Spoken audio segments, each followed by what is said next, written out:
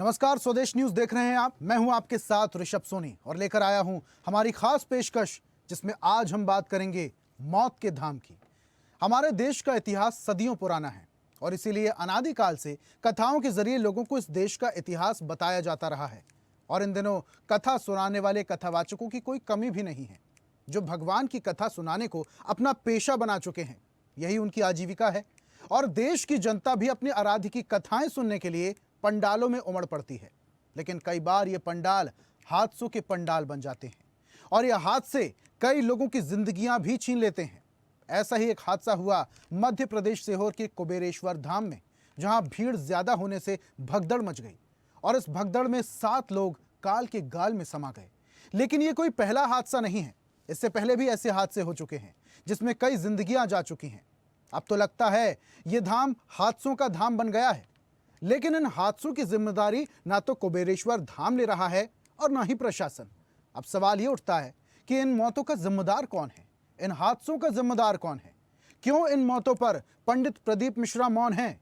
क्या पंडित जी को प्रशासन का संरक्षण प्राप्त है? आज इसी ज्वलंत मुद्दे पर करेंगे चर्चा। लेकिन उससे पहले इस हादसे पर मुख्यमंत्री डॉक्टर मोहन यादव ने क्या कुछ कहा, वो आपको सुनवाते हैं।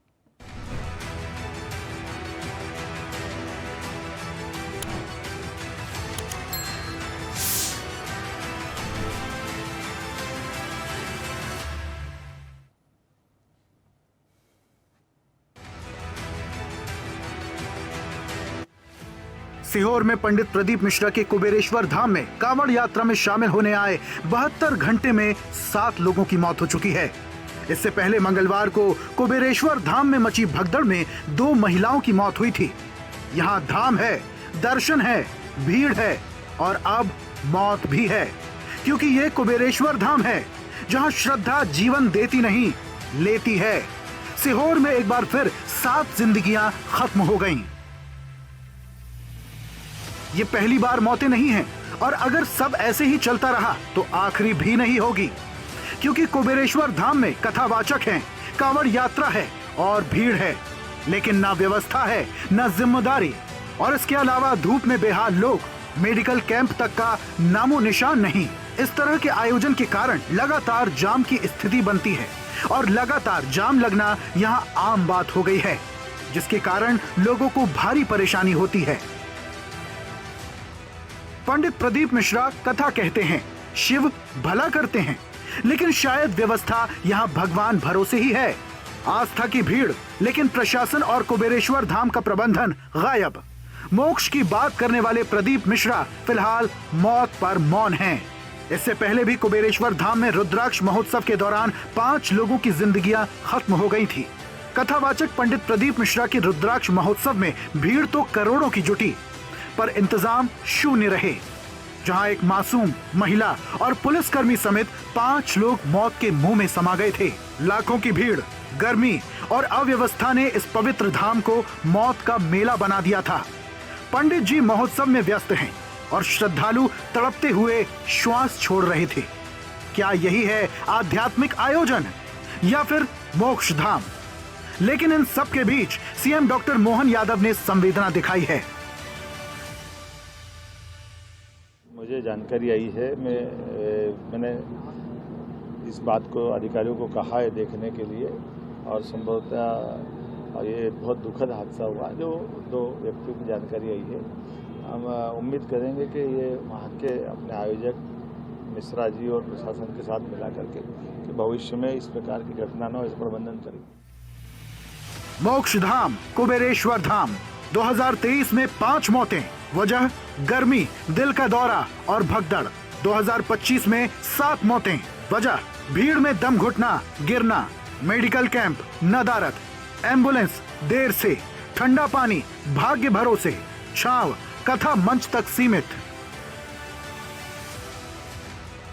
सोशल मीडिया पर वीडियो वायरल हो रहे हैं, लेकिन क्या पंडित जी को मंच से नीचे उतरकर किसी को पानी पिलाते देखा है आपने? क्या प्रशासन ने कभी ठहरकर ये पूछा कि ये लोग किस हाल में हैं, या फिर सब कुछ प्रसाद मान लिया गया है? और इस सब के बाद भी न पंडित प्रदीप मिश्रा जिम्मेदारी ले रहे हैं, न प्रशासन। कुबेरेश्वर धाम अब श्रद्धा का नहीं, शवों का धाम बनता जा रहा है। 5 दिन 7 लाशें और शून्य जवाबदेही। शिव की नगरी में भक्त दम तोड़ रहे हैं और कथा मंच पर केवल प्रवचन गूंज रहे हैं। सवाल है, जब मौतें लगातार हो रही है तो चुप्पी क्यों? स्वदेश न्यूज ब्यूरो रिपोर्ट।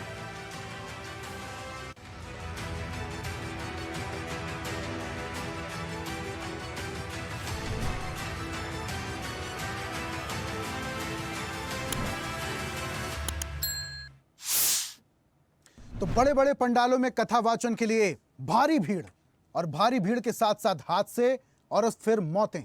लेकिन सवाल ये कि इसके पीछे जिम्मेदार कौन है?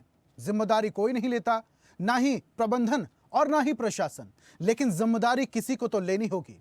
आज इसी पर हम चर्चा करेंगे। हमारे साथ कुछ मेहमान जुड़ रहे हैं, उनका परिचय आपसे करवा देता हूं। हमारे साथ अध्यक्ष कायस्थम प्रलय श्रीवास्तव जी हैं। प्रलय जी, बहुत स्वागत करता हूं आपका। और प्रवक्ता अखिल भारतीय हिंदू महासभा के महामंडलेश्वर बाबा महादेव हैं। बाबा महादेव, आपका भी बहुत बहुत स्वागत करता हूं। और इसी के साथ सोशल एक्टिविस्ट पिंकी श्रीवास्तव जी हमारे साथ हैं। पिंकी जी, आपका भी बहुत बहुत स्वागत। और इस चर्चा की शुरुआत प्रलय जी आपसे ही करूंगा। ये बड़ा हादसा हुआ, इससे पहले भी कई बार हादसे हो चुके हैं। 5 मौतें पहले भी हुई थी, इस बार 7 मौतें हुई हैं। अफसोस की बात है, 5 लोग लापता हैं। जो कांवड़ यात्रा में डीजे बजा रहे थे, उन 8 डीजे वालों पर एफआईआर दर्ज होती है, लेकिन इतनी मौतें हो जाती हैं, फिर भी ये कथा वाचन करने वाले प्रबंधकों के ऊपर कोई एफआईआर नहीं होती। पंडित प्रदीप मिश्रा की तरफ से कोई भी बयान नहीं आता।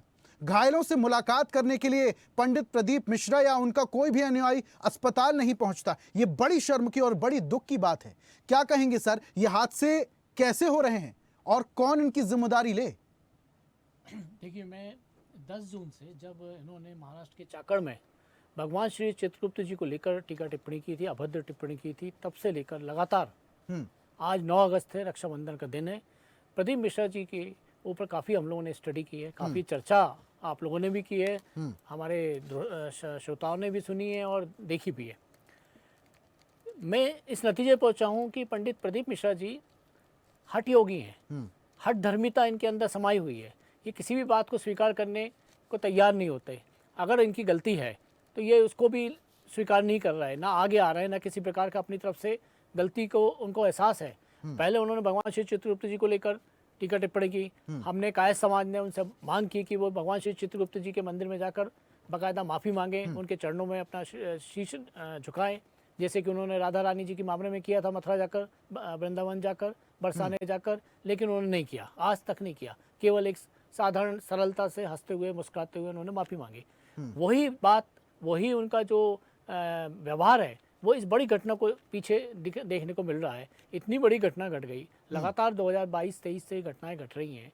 आप रुद्राक्ष महोत्सव या कांवड़ यात्रा इसके नाम पर आप भक्तों को बुला लेते हैं, लेकिन उसके लिए आप कोई इंतजाम नहीं करते। तो मैं तो ये मानूंगा कि कुबेश्वर धाम नहीं, वो कुव्यवस्था का धाम हो गया है, जहाँ किसी भी तरह के कोई इंतजाम नहीं है। मुझे तो ये जानकारी प्राप्त हुई कि वहाँ पानी पीने का या छाँव का जैसे कि अभी इस अगस्त माह में बारिश नहीं हुई, काफ़ी धूप है, गर्मी है, लेकिन कोई छाँव का इंतजाम नहीं।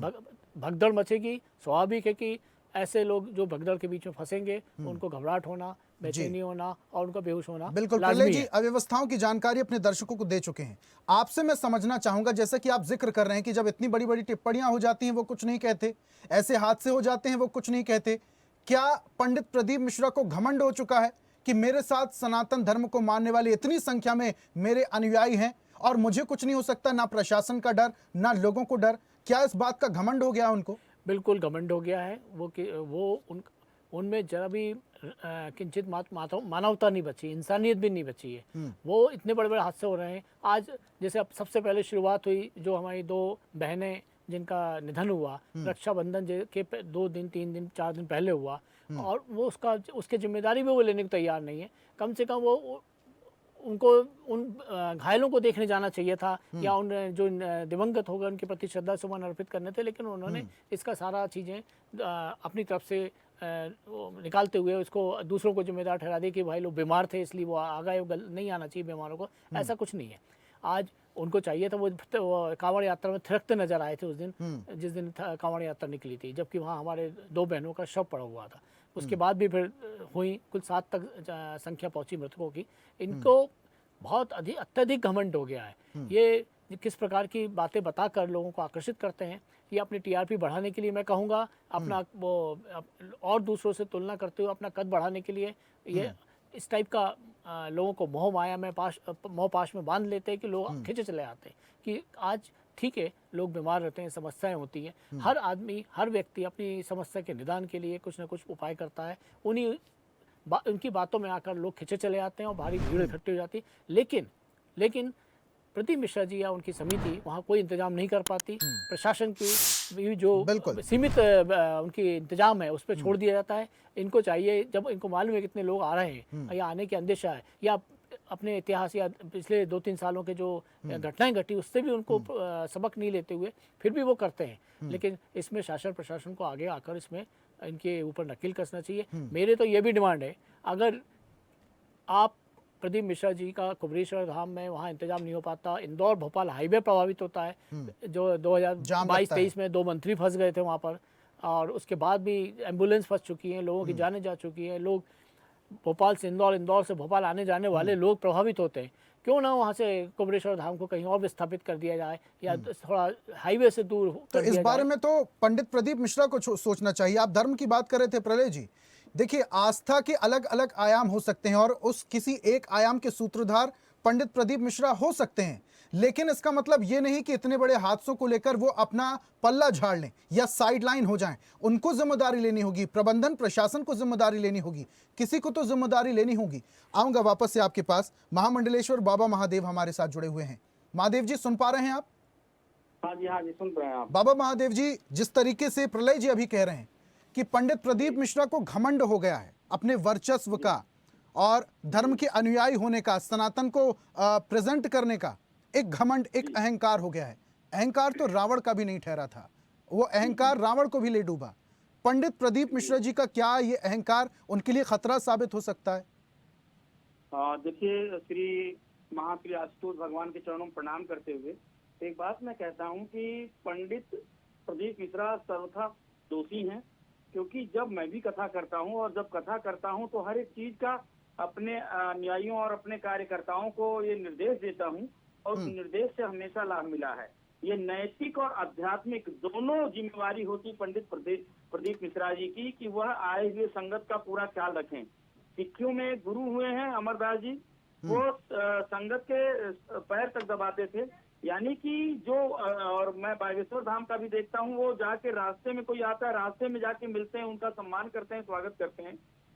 इसीलिए आध्यात्मिक और नैतिक रूप से प्रदीप मिश्रा जी को उन घायलों का हालचाल भी लेने जाना चाहिए, हॉस्पिटल भी जाना चाहिए था और उसके पहले उनको पूरा प्रबंधन करना चाहिए था, उनको नैतिक जिम्मेवारी लेनी चाहिए थी। लेकिन ये घमंड भी है और दुर्बुद्धि वाली बात भी है और वास्तव में वो किसी भी तरह से कथावाचक एक आध्यात्मिक व्यक्ति कहलाने के योग्य नहीं है, क्योंकि भगवान सबरी का भी और केवट का और भील को किरात का भी हाल चाल लेने जाते हैं और इनके कथा में आए हुए श्रद्धालु कथावाचक को व्यास जी की भगवान की दृष्टि से देखते हैं और एक भगवान को अपने भक्त के प्रति इस प्रकार के व्यवहार अति निंदनीय है और अति जो है दुर्भाग्यपूर्ण है और इसलिए इसका जिम्मेवारी ना लेते हुए उन्होंने अपने आप को एक कुयोग्य घोषित कर दिया है और इसको स्वयं उनको और सरकार को इस पर जिम्मेवारी लेनी चाहिए, क्योंकि प्रशासन भी कहीं ना कहीं होता है, लेकिन प्रशासन से कहीं अधिक कथावाचक और उसकी टीम जिम्मेवार होती है, क्योंकि उसको सही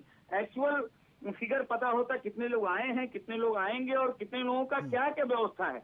ये प्रबंधन की जिम्मेवारी कथावाचक और उनकी टीम को है। तो इसलिए हम सारा का सारा प्रशासन पे नहीं छोड़ सकते और प्रदीप मिश्रा कटघरे में है और उनको इसकी जवाबदेही देनी पड़ेगी। नहीं दे रहे हैं तो सर्वथा दोषी हैं और सरकार कार्रवाई करे कि अगर कार्रवाई नहीं होती, जाहिर सी बात है महामंडलेश्वर जी, जब इतना बड़ा इवेंट, इतना बड़ा आयोजन होता है तो जो आयोजन करता है उन्हें पता होता है कि कितनी संख्या में भीड़ आएगी। जब पंडित प्रदीप मिश्रा पंडाल से ही संबोधित करते हैं जनता को कि जितनी ज्यादा संख्या में हो सके उतनी ज्यादा संख्या में लोग आएं और कथा सुने, भगवान का आशीर्वाद लें, और जब लोग वहां पर पहुंच जाते हैं तो अव्यवस्था का आलम होता है, मौतें हो रही हैं, भगदड़ हो रही है, लोग घायल हो रहे हैं, बीमार हो रहे हैं, परेशान हो रहे हैं। इसकी जिम्मेदारी किसको लेना होगी? आऊंगा वापस से आपके पास। पिंकी जी हमारे साथ जुड़ रही हैं। पिंकी जी, जिस तरीके से महादेव जी कह रहे हैं, प्रलय जी भी कह रहे हैं कि जिम्मेदारी किसी को तो लेनी होगी, अहंकार की बात हो रही है। पंडित प्रदीप मिश्रा को अहंकार क्या हो गया है क्या कि सनातन को रिप्रेजेंट कर रहे हैं, भगवान की कथा कर रहे हैं। बहुत जो उनके भक्त हैं, जो अनुयायी हैं, लगातार दिन ब दिन बढ़ते जा रहे हैं, उनका कोई कुछ नहीं कर लेगा। बड़े बड़े हादसे हो जाएं, कोई दिक्कत नहीं, वो बस भक्ति गीतों में नाचते हुए दिखाई देंगे। हालचाल लेने के लिए अस्पतालों में नहीं जाएंगे, मौतों पर वो शोक संदेश नहीं देंगे, शोक व्यक्त नहीं करेंगे। घमंड तो आप देखिए, अगर आप उनका चेहरा देखेंगे तो आपको खुद ही लगेगा कि बहुत ही अति घमंडी व्यक्ति हैं ये। इनके चेहरे पे जब लोगों की मौत के बारे में इनको अपडेट किया जाता है और उसके बाद ये जिस तरह से बयानबाजी करते हैं कि मौत तो जहां आनी होगी आ जाएगी, कोई बात नहीं, मुक्ति मिल गई, और इस तरह से जैसी वो चीजें कहते हैं, तब समझ में आ जाता है कि ये व्यक्ति केवल और केवल अपनी स्वार्थ सिद्धि में लगा हुआ है। अभी जिस दिन ये कार्यक्रम हुआ उसके अगले दिन ही मैं भोपाल गई और मैंने सड़क पर जो कुव्यवस्थाएं फैली हुई हैं वो देखी। इतनी भीषण गर्मी में लोग टेम्पो में, ई रिक्शाओं में भर भर कर जा रहे हैं। उनके साथ छोटे छोटे बच्चे हैं जो बिल्कुल ऐसे दिखाई दे रहे हैं जैसे उनके शरीर में जान ही नहीं है। क्योंकि सच्ची बात है, वहाँ पे पानी की कोई व्यवस्था नहीं है, पानी की व्यवस्था नहीं है, कहीं छाया की व्यवस्था नहीं है, कहीं रुकने का उपाय नहीं है। वहाँ पे आसपास के जितने भी होटल लॉज हैं उन्होंने, या जो घर हैं उन्होंने रैन बसेरे टाइप बना रखे हैं और पैसा लेके वो लोगों को रुकाते हैं। और ज्यादातर जो भक्त होते हैं वो वहीं से वापस लौटने की कवायद में लग जाते हैं, क्योंकि सीहोर से उज्जैन, पिंकी जी, भोपाल, ये अव्यवस्थाओं की जो कहानी है वो अपने दर्शकों को हम बता चुके हैं, लेकिन मैं आपसे एक बात समझना चाहूंगा। वहां पर कांवड़ यात्रा के दौरान जो फुल साउंड में डीजे संचालक डीजे बजा रहे थे, उन 8 डीजे संचालकों पर एफआईआर हुई, लेकिन इन मौतों पर एफआईआर नहीं हुई। क्या वजह है इसके पीछे? क्या कोई राजनेता, प्रशासन का संरक्षण पंडित प्रदीप मिश्रा को प्राप्त है, इसलिए डर भी नहीं है?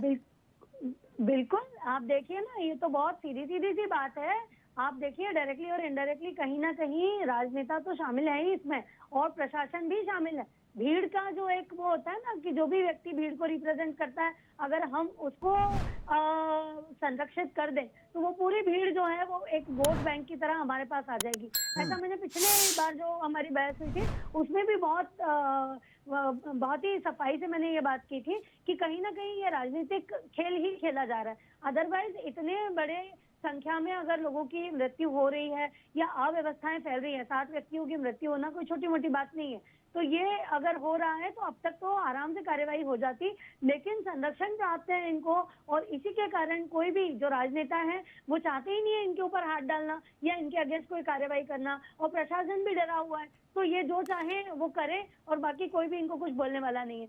ऐसे केसेस में तीसरा एक हमारे पास एक और रास्ता है कि हमारे जो कोर्ट हैं वो खुद ही स्वतः संज्ञान लेते हैं कई बार, और स्वतः संज्ञान लेकर ऐसे जो अनियमितताएं होती हैं उनके ऊपर कार्रवाई करते हैं। तो हम तो उसका भी वेट कर रहे हैं कि चलिए, प्रशासन ने कुछ नहीं किया, राजनेताओं ने कुछ नहीं किया, तो कभी हमारे कोर्ट को ही दिख जाए कि कहीं कुछ गलत हो रहा है और ये जो दोनों बॉडीज हैं ये कोई भी एक्शन नहीं ले रही हैं, तो हमारे यहाँ से जो न्यायपालिका है, न्यायपालिका को इसके अगेंस्ट आवाज उठानी चाहिए और संज्ञान लेकर इस तरह की चीजों को। पिंकी जी, ऑर्डर आ गया है, अब इस तरीके के जो बड़े बड़े आयोजन होंगे उसका सीधा जो मॉनिटरिंग होगी वो भोपाल से होगी, लेकिन जहां जहां ये आयोजन होगी उसकी जिम्मेदारी एसपी और कलेक्टर की होगी, लेकिन जो मॉनिटरिंग है, जो रखरखाव है, देखरेख है, वो भोपाल से होगी। क्या ये बहुत पहले हो जाना चाहिए था? क्योंकि ये कहानी है भगदड़ की कहानी, कथा पंडालों में भगदड़, मौतें, लोगों का हताहत होना, ये सिर्फ मध्य प्रदेश की बात नहीं है, ये तो देश भर में जहां जहां कथाएं होती हैं वहां वहां अव्यवस्थाओं का आलम देखने मिलता है। बहुत बढ़िया बात आपने बोली। आपके इससे मुझे याद आ रहा है कि आप देखिए, जहाँ जहाँ भी भीड़ भाड़ वाले आयोजन किए जाते हैं वहाँ पे लोगों को बुलाया तो बहुत जोर शोर से जाता है, आइए आइए आइए, लेकिन जब व्यक्ति वहाँ पहुँचता है तो उसको देखने वाला कोई भी नहीं है। वहाँ पे कितने लोग मर रहे हैं, कहाँ मर रहे हैं। अभी जहाँ ये गंगोत्री धाम में भी हम बात करें तो वहाँ पर भी इतने लोगों को आप बुलाते हो उत्तराखंड के पर्यटन के लिए, और वो नदी के बीच में वहाँ पे होम स्टेज और होटल्स बना के रखे हुए हैं। लोग वहाँ पहुँचते हैं और बेचारे अचानक किसी आपदा का शिकार हो जाते हैं, तो ये भीड़ को और पर्यटन को मैनेज करने की जी देखिए, धराली में जो हुआ वो तो प्राकृतिक आपदा थी, उसमें किसी का बस नहीं है, लेकिन जहां पर व्यवस्थाएं की जा सकती हैं और जिनकी जिम्मेदारी अगर वो बखूबी अपनी जिम्मेदारी निभा लें तो शायद ऐसे हादसे ना हो, शायद इतनी मौतें ना हो। बिल्कुल बिल्कुल सही बात है ना। आप, मैं भी मान रही हूँ कि धराली में प्राकृतिक आपदा थी, लेकिन जो हिस्सा बहा है वो नदी का रास्ता था, वहाँ पे गलत आपने परमिशन दी है। तो ये जो गलत परमिशन देना या परमिशन देने के बाद उसको नियंत्रित ना करना, ये जितनी भी चीजें हैं, आप जितने भी हमारे बड़े बड़े धार्मिक स्थल है वहाँ पर आप जाके देखिए, भीड़ का कोई मैनेजमेंट नहीं है। हाँ, बुलाया बहुत जाता है लोगों को धर्म के नाम पे, लेकिन फिर उनको उनके हाल पे छोड़ दिया जाता है कि अब चलिए आप ठीक है, जाओ, समय मेरे आपका पास काम कम है। जाते जाते आखिरी कमेंट में प्रलय जी आपसे लूंगा। प्रलय जी, जिस तरीके से पिंकी जी भी कह रही हैं, संरक्षण के बिना इतना ज्यादा घमंड तो होना ही नहीं चाहिए। घमंड की आप बात कर रहे थे, किनका संरक्षण? नेताओं का, राजनेताओं का, पॉलिटिकल पार्टियों का? क्यों? वोट बैंक के लिए? देखिए, इसमें सबसे बड़ा संरक्षण तो जो इनके द्वारा आमंत्रित भक्त हैं, भक्तों का, जो सनातन धर्मी हैं, हमारे धर्म को मानने वाले लोग हैं, इनकी बाहरी संख्या जो है, ये इसके कारण इनको, प्रदीप मिश्रा जी को घमंड आ चुका है, अहंकार आ चुका है, और इस कारण वो कोई भी अपनी उसके लिए, इनके इंतजामात के लिए या व्यवस्थाओं पे के लिए अपने आप को जिम्मेदार नहीं मान रहे हैं, और वो उनके जो मन में आता है वो करते हैं। उनके जो जो जो हो रहा है होने दिया जाए, उनका कोई इसमें दृष्टिपात नहीं है कि कहाँ हमारे कितनी गड़बड़ी हो रही है, कितना क्या हो रहा है। प्रशासन पर दोष मर देते हैं, कभी भक्तों पे दोष मर देते हैं, कभी किसी पे, बस एक सरलता से माफ़ी मांग लेते हैं। ये व्यवस्थाएं, अच्छा हुआ कि हमारे राज्य मानव अधिकार आयोग ने इसमें उनको नोटिस जारी किया। और प्रलय जी, हैरान करने वाली बात तो ये है, जो लोग घायल हुए थे, जो लोग मरे थे, उनसे मिलना तो दूर, उनका हालचाल जानना तो दूर। बिल्कुल। जब ये एफआईआर हुई थी और जो डीजे संचालक जब बाहर आ रहे थे, मीडिया के कुछ कर्मी फुटेज के लिए, वहां पर जानकारी इकट्ठा करने के लिए, कवरेज के लिए पहुंचे, उनके भी और पंडित प्रदीप मिश्रा की तरफ से जो उनके भांजे थे, वो बदतमीजी करते हैं, बदसलूकी करते हैं, फोन छीन लेते हैं। उनके फोन छीन लिए गए, उनके द्वारा वीडियो फुटेज जो थे, जो ये दबंगाई नहीं तो क्या है? वो हटा दिए गए। तानाशाही है एक प्रकार से प्रदीप मिश्रा जी की, मैं तो ये कहूँगा। क्या इनको हो गया है? क्यों इतने घमंड में हैं? क्यों इतना दुर्व्यवहार कर रहे हैं? क्या इनकी मानसिकता हो गई है? पहले तो सबसे पहले ये देखा जाए कि इनको खुद ही, मेरे को लगता है किसी उपचार की ज़रूरत है, इनको किसी साइकोलॉजिस्ट को दिखाना चाहिए। क्यों इतने घमंड में जी रहे हैं? क्यों नहीं ये माफ़ी मांगते? अगर उन्होंने भगवान श्री चित्रगुप्त, एक मैं सोशल मीडिया पे किसी का कमेंट पढ़ रहा था, उत्तर प्रदेश से था, तो उनका ये कहना था प्रदीप मिश्रा के कारण ही ये सारी घटना हुई, और भगवान चित्रगुप्त जी ने उनको दंड दिया इसका। ये ऐसी चर्चाएँ भी अब चलने लगी हैं। लेकिन इनको ये चाहिए कि किसी भी प्रकार से अपनी व्यवस्थाओं को सुधारें। आज हम घर में भी अगर भगवान श्री सत्यनारायण की कथा करते हैं या कोई भी आयोजन करते हैं, एक हम सीमित संख्या में लोगों को आमंत्रित करते हैं, व्यवस्थाएं करते हैं उनके खाने पीने की, बैठने उठने की, तो फिर पंडित मिश्रा जी इतना बड़ा आयोजन कर रहे हैं, इनको कैसे आभास नहीं है कि इतने लोग आ सकते हैं? इनके लिए क्या होगा, क्या नहीं होगा? शासन प्रशासन से क्यों सहयोग नहीं मांगते? क्यों अपना आकलन करके उनकी रिपोर्ट अपने, इनकी समिति देती कि साहब इतने ज्यादा लोग आ सकते हैं? क्यों नहीं किया जा रहा? इंग्लिश में एक कहावत है, किसी के मरने से तकलीफ नहीं होती ना, उन्हें कोई चिंता नहीं है किसी के मरने। बिल्कुल प्रलय जी और पिंकी जी, इंग्लिश में एक कहावत है, cut your coat according to your clothes. जितनी चादर उतने पैर पसारिए। लेकिन ज्यादा संख्या में अगर हमारे घर में लोग मेहमान आ जाते हैं तो हम उस हिसाब से व्यवस्था कर देते हैं, अपनी चादर को थोड़ा बढ़ा लेते हैं। ये जिम्मेदारी क्या पंडित प्रदीप मिश्रा और ये बड़े बड़े कथावाचक जो हैं, उन्हें अपनी जिम्मेदारी नहीं निभानी चाहिए? ये एक बड़ा सवाल है, और स्वदेश न्यूज की तरफ से पंडित प्रदीप मिश्रा को मैं हाथ जोड़कर ये नमन करता हूं और बोलता हूं, ये सवाल करता हूं कि इस पर एक्शन लीजिए, सवाल कीजिए, लोगों का हालचाल जानिए। ये आपकी जिम्मेदारी है। जो लोग वहां पर मरे हैं, उनकी मौत की जिम्मेदारी कौन तय करेगा? जो लोग घायल हैं, कम से कम उनका हालचाल तो जानिए पंडित प्रदीप मिश्रा जी। यही मेरा निवेदन है। बहुत शुक्रिया। बोलते हैं कि कर्मों का फल मिलेगा, इनको भी इनके कर्मों का फल मिलेगा, ये चिंता ना करें। जी बिल्कुल पिंकी जी, आने वाला वक्त बताएगा कि कर्मों का फल कैसे मिलेगा। बहुत शुक्रिया हमारे साथ जुड़ने के लिए। बाबा महादेव जी, आपका भी बहुत बहुत शुक्रिया। प्रलय जी, आपका भी बहुत बहुत शुक्रिया हमारे साथ जुड़ने के लिए, चर्चा में शामिल होने के लिए। और आज हम बात कर रहे थे मोक्ष के, मौत के मोक्ष धाम की। कुबेरेश्वर धाम में भगदड़ हुई, मौतें हुई, हादसा हुआ, जिम्मेदारी कोई नहीं ले रहा। ये जिम्मेदारी क्या एक से दूसरे, दूसरे से तीसरे पर ही शिफ्ट होती रहेगी? ये जिम्मेदारी तय कैसे होगी? और क्या ये हादसे कभी रुकेंगे या इसी तरीके से जारी रहेंगे? ये एक बड़ा सवाल बना हुआ है। फिलहाल खास पेशकश में इतना ही। देखते रहिए स्वदेश न्यूज। नमस्कार। और ऐसी ही ताजा खबरों के लिए लाइक, फॉलो और यूट्यूब पर सब्सक्राइब कर बेल आइकन जरूर दबाइए। और हर अपडेट के लिए विजिट कीजिए स्वदेशलाइव.com।